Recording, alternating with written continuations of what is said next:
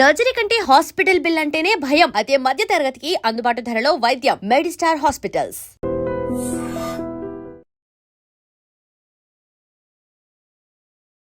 నమస్తే, welcome to iDream.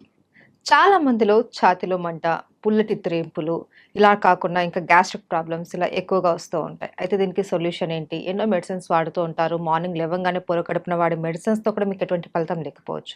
అయితే వీటన్నిటికీ కూడా వంటింటి చిట్కాలతో మనం ఎలా సొల్యూషన్ తీసుకోవాలి అన్న దాని గురించి చక్కగా వివరించడానికి మనతో పాటు ఉన్నారు ప్రముఖ ఆయుర్వేద వైద్య నిపుణులు, వంటింటి చిట్కాలలో చాలా ఫేమస్ ఆయన. ఈ పాటికి మీకు అర్థమైపోయి ఉంటుంది.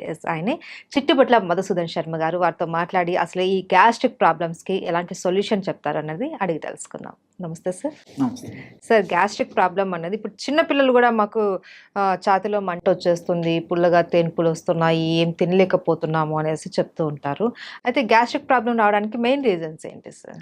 గ్యాస్ట్రిక్ ప్రాబ్లమ్స్ రావడానికమ్మా టయానికి ఫుడ్ తీసుకోకపోవడము, కాఫీ టీలు ఎక్కువ తాగడము, junk foods, fast foods, bakery foods ఎక్కువ తీసుకోవడము, రాత్రి ఎక్కువసేపు నిద్ర మేలుకోవడము, మోషన్ను బలవంతంగా ఆపుకోవడము, తర్వాత మల విసర్జన సరిగ్గా చేయకపోవడము, అంటే కాన్స్టిపేషన్ ప్రాబ్లమ్ అమ్మా. సో ఇలాంటివి అనేక రకాలైనటువంటి కారణాల వల్ల ఈ గ్యాస్ట్రిక్ ట్రబుల్ వస్తుంటుందమ్మా. ఈ గ్యాస్ట్రిక్ ట్రబుల్ సమస్య ఉన్నటువంటి వాళ్ళలో అందరిలో అన్ని లక్షణాలు ఒకే రకంగా ఉండవమ్మా. కొందరిలో ఒక్కొక్క రకమైనటువంటి లక్షణాలు ఉంటాయి. కొంతమందికి తేపుల రూపంలో ఈ యొక్క సమస్య ఇబ్బంది పెడుతూ ఉంటుంది, కొంతమందికి కడుపు ఉబ్బరంగా ఉంటుంది, కొంతమందికి వాంతి వచ్చినట్లు ఉంటుంది, కొంతమందికి తల బరువుగా ఉంటుంది, కొంతమందికి మోషన్ ప్రాబ్లం ఉంటుంది, కొంతమంది కడుపులో మంట ఉంటుంది, కొంతమంది కడుపులో ఏదో రాయి పెట్టినట్లు అనిపిస్తూ ఉంటుంది. ఇలా వివిధ రకాలైనటువంటి లక్షణాలు కలుగుతుంటాయమ్మా. మరికొంతమందికి అయితే ఈ ప్రభావం చేత అంతుబట్టని సమస్యలమ్మా, అంటే కీళ్ళ నొప్పులు, మోకాళ్ళ నొప్పులు, తర్వాత నడుము నొప్పి, భుజం నొప్పి, తలనొప్పి, ఇలాంటి వివిధ రకాలైన నొప్పులు కూడా కలుగుతుంటాయమ్మా. అలాంటి వాళ్ళలో ఏ పరీక్ష చేసినా ఏముండదమ్మా, పరీక్షలు చేయించుకుంటారు కానీ నార్మల్గా ఉంటాయి, సమస్య మాత్రం ఇబ్బంది పెడుతూ ఉంటుంది. గ్యాస్ట్రిక్ ట్రబుల్ సమస్య తగ్గిపోతే కానీ అవి తగ్గిపోవమ్మా. సో అట్లా కొంతమంది ఉంటారమ్మా. ఏది ఏమైనప్పటికీ మీరు అన్నట్లు ఈవెన్ ఒక్కొక్కసారి పరిగడుపున మింగే మాత్రలు కూడా మండి పడతాయమ్మా. కొన్నాళ్ళ పాటు వాడేసరికి అవి కూడా మాకు సాధ్యం కాదని చెప్పేసి మండి పడితే ఆ టాబ్లెట్స్ మార్చుకోవడము, వాటి యొక్క డోస్ పెంచుకోవడము చేసుకునేటువంటి పరిస్థితి ఏర్పడుతుందమ్మా. దీర్ఘకాలికంగా అలాంటి కృత్రిమ ఆధునిక రసాయన ఔషధాలు వాడడం ఏమాత్రం క్షేమదాయకం కాదమ్మా. కాబట్టి సేఫ్టీగా ఉన్నటువంటి క్షేమదాయకమైనటువంటి సైడ్ ఎఫెక్ట్స్ అయినటువంటి మందులు వాడుకోవడం మంచిదమ్మా, ఆహార ఔషధాలు. అందుకే అంటే సార్, మన కడుపు చల్లగా ఆరోగ్యంగా ఉంటేనే మనం ఆరోగ్యంగా ఉంటాము అనేసి చెప్తూ ఉంటారు. ఎగ్జాక్ట్లీ. అయితే సార్, ఏంటి సార్ ఈ గ్యాస్ట్రిక్ ప్రాబ్లం లక్షణాలు చెప్పారు, అలాగే ఇది ఎవరికి ఎక్కువగా వచ్చే అవకాశాలు ఉంటాయంటారు? సర్వసాధారణంగా అమ్మా చిన్న పిల్లలు తక్కువగా వస్తుంటుందమ్మా ఈ సమస్య. యుక్త వయస్సు ఉన్నటువంటి వాళ్ళలో, అదే విధంగా వయసు వచ్చినటువంటి వాళ్ళలో ఎక్కువ కలుగుతుంటాయమ్మా. యుక్త వయసు వచ్చిన వాళ్ళలో వీళ్ళకేమంటే ఆ వయసు ప్రభావం చేత ఆహారం సరిగ్గా టయానికి తినకపోవడము, ఈ ఫాస్ట్ ఫుడ్స్, జంక్ ఫుడ్స్, తర్వాత కొద్ది శాతం మందిలో ఈ ఆల్కహాల్, స్మోకింగ్ ఇలాంటివన్నీ కారణాలమ్మా. రాత్రి ఎక్కువసేపు నిద్ర మేల్కొంటుంటారు. ఇలాంటి కారణాల వల్ల చాలా వరకు యుక్త వయసు వాళ్ళలో కలుగుతుంటాయమ్మా. అదేవిధంగా చిన్నపిల్లల విషయానికి వస్తే వీళ్ళకు చాలా మందికి ఆ చిన్నపిల్లలకు ఆకలి తెలియదమ్మా. కాబట్టి ఆకలి తెలియక సరైనటువంటి ఆహారం సరిగ్గా తీసుకోలేకపోవడం చేత, తెలిసి తెలియక వాళ్లకు ఈ యొక్క సమస్య వస్తుంటుంది. రెండోది ఏంటంటే చిన్నపిల్లలు ఈ జంక్ ఫుడ్స్ అవి ఎక్కువ తీసుకుంటుంటారమ్మా. దీనివల్ల కూడా ఈ గ్యాస్ట్రిక్ ట్రబుల్ సమస్యలు వస్తుంటాయి. అట్లే వయసు వచ్చినటువంటి వాళ్ళు చూసినట్లయితే వయసు వచ్చిన తర్వాత ఏదో ఒక సమస్య చుట్టుముట్టి ఇబ్బంది పెడుతూ ఉంటుందమ్మా, ఏదో ఒక రకమైనటువంటి అనారోగ్యం. ఉదాహరణకి మనం 10 మందిని మనం గమనించినట్లయితే 50 సంవత్సరాలు దాటినటువంటి వాళ్ళలో, అలాగే చెప్పుకుంటూ పోతే ఈ రోజు 40 సంవత్సరాలు దాటినటువంటి వాళ్ళలో ఏదో ఒక సమస్య, అనారోగ్య సమస్య, ఏదో ఒకటి మాత్రం వేసుకుంటుండాల్సిందే, ఆ రోజును గడుపుతుండాల్సిందే. సో ఈ విధంగా వయస్సు పెరిగే కొద్దీ, వయస్సు వచ్చే కొద్దీ వ్యాధుల తాకిడి ఎక్కువైపోతుందమ్మా. వ్యాధుల తాకిడి ఎక్కువైపోద్ది, మందుల వాడకం ఎక్కువైపోతుంది. మందుల వాడకం ఎక్కువైపోద్ది, ప్లస్ ఉన్న మైనస్లు జాస్తి అయిపోతాయి. ఆ మైనస్లలో ఇది ఒకటమ్మా గ్యాస్ట్రిక్ ట్రబుల్. సో వాళ్ళు చాలా సఫర్ అయిపోతుంటారు అనమాట. ఆహారం కంటే మందులు జాస్తి అయిపోయేటువంటి పరిస్థితి అయిపోతుంది. సంచి నిండా మందులతోనే కడుపు అవును. నింపుకోవాల్సిన పరిస్థితి ఏర్పడుతుంది. అవును. దీనివల్ల ఈ యొక్క జీర్ణ వ్యవస్థ అంతా అతలాకుతలమైపోయి వివిధ రకాలైనటువంటి గ్యాస్ట్రిక్ ట్రబుల్ సమస్యలు వస్తుంటాయి అమ్మా. కాబట్టి అందరికీ వస్తాయి, కానీ ఒక్కొక్కరికి ఒక రకమైనటువంటి కారణాల వల్ల లక్షణాలు కూడా ఒక్కొక్క విధంగా ఉంటుంటాయమ్మా. అయితే కారణాలు ఏవైనా సరే సార్, ఈ ప్రాబ్లం అన్నది చాలా సివియర్‌గా ఉంటుంది. చాలా మంది ఇబ్బంది పడిపోతూ ఉంటారు. అలాంటప్పుడు ఏం చేయాలి సార్? మనకు వంటింట్లో దొరికే చిట్కాలేంటి? దీనికమ్మా అన్ని మనకు తెలిసినట్టే అమ్మా, హ్మ్.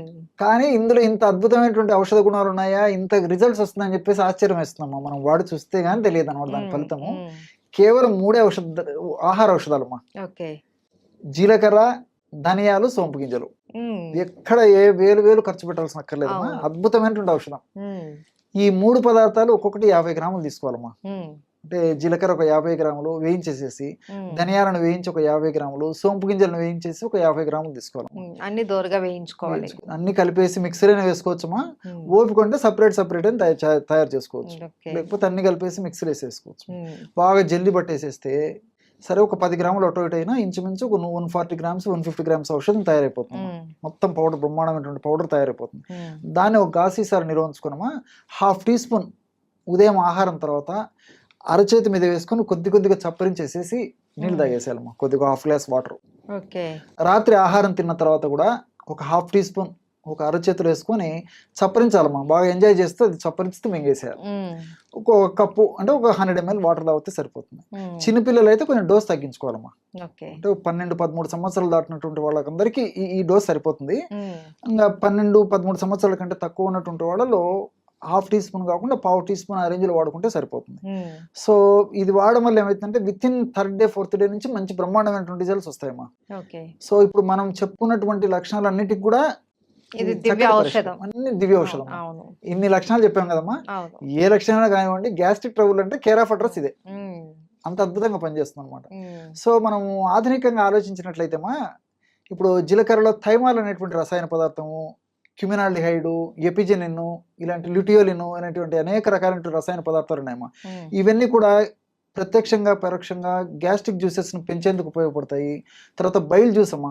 బైల్ జ్యూస్ బాగా ఉత్పత్తి అవుతూనే బాగా ఆకలి అవుతుంది, జీర్ణశక్తి బాగా జరుగుతూ ఉంటుంది. హ్మ్. సో బైల్ జ్యూస్ బాగా ఉత్పత్తి అయ్యేందుకు ఈ జీలకర్రలో ఉన్నటువంటి ఇలాంటి అనేక రకాలైన రసాయన పదార్థాలు ఉపయోగపడతాయి. అట్లే ధనియాల్లో కొరియాండ్రాల్ అనేటువంటి రసాయన పదార్థము, ఇలాంటి రసాయన పదార్థాలు కూడా ఈ జీర్ణ వ్యవస్థలో వచ్చేటువంటి వివిధ రకాలైనటువంటి గ్యాస్ట్రిక్ ట్రబుల్ సమస్యలకు ఉపయోగపడతాయమ్మా. హ్మ్. అంటే సోంపు గింజలమ్మా. హ్మ్. సోంపు గింజలో ఎనథాలు, తర్వాత ఫైబరు ఇలాంటి రసాయన పదార్థాలు ఉంటాయమ్మా. హ్మ్. ఎనథాల్ అనేటువంటి ఈ రసాయన పదార్థము మనం తీసుకున్నటువంటి ఆహార పదార్థాలు పులవకుండా చేస్తాయి, బాగా జీర్ణమయ్యేటట్టు చేస్తాయి. తర్వాత చక్కగా విసర్జన అంటే వేస్ట్ పదార్థం త్వరగా విసర్జింపబడేదానికి కూడా ఎనథాల్ అనేటువంటి పదార్థం ఉపయోగపడతాయమ్మా. హ్మ్. అదేవిధంగా ఫైబర్, హ్మ్. ఈ ఫైబర్ కూడా మోషన్ ఫ్రీ అయ్యేందుకు ఉపయోగపడుతుంది. అవును. ఆహార పదార్థం పులవకుండా ఉపయోగపడుతుంది. హ్మ్. అందులో మనకు తీసుకునేటువంటి ఆహార పదార్థాలమ్మా, ఇటువంటి ఆహార పదార్థాల్లో ఫైబర్ ఎక్కువగా ఉన్నటువంటిది ఈ సోపులోనేమా. హ్మ్. అందులో ఈ రోజుల్లో నాగరికత ప్రభావం చేత, పాశ్చాత్య నాగరికత ప్రభావం చేత మనం ఫైబర్ వాడకం తగ్గిపోయిందమ్మా. అవును. అవును. కాబట్టి ఫైబర్ ఎక్కువగా ఉన్నటువంటి ఇలాంటి సోపు గింజలను వాడుకోవడం వల్ల గ్యాస్ట్రిక్ ట్రబుల్ సమస్యలు తగ్గిపోవడమే కాకుండా శరీరానికి కూడా చాలా రక్షణ ఇచ్చేసేసి ఈ షుగర్, బీపీ, వెయిట్ లాంటివి రాకుండా కూడా కంట్రోల్ చేస్తుందమ్మా ఓకే. ఫైబర్. ఓకే. సో ఇలా అంతేకాకుండా ఇందులో ఉన్నటువంటి పాలిఫినాల్స్ అనేటువంటి ఒక రసాయన పదార్థాలు కూడా ఈ రక్తనాళాల్లో ఫ్యాట్ వల్ల, కొలెస్ట్రాల్ వల్ల, తర్వాత ఈ ప్లేట్లెట్స్ వల్ల పూడికలు ఏర్పడకుండా కూడా ఉపయోగపడతాయమ్మా హ్మ్. ఈ పాలిఫినాల్స్. హ్మ్. సో మనం వాడేది గ్యాస్ట్రిక్ ట్రబుల్ అయినప్పటికీ గ్యాస్ట్రిక్ ట్రబుల్ వల్ల వచ్చేటువంటి సమస్యలు తగ్గిపోతాయి.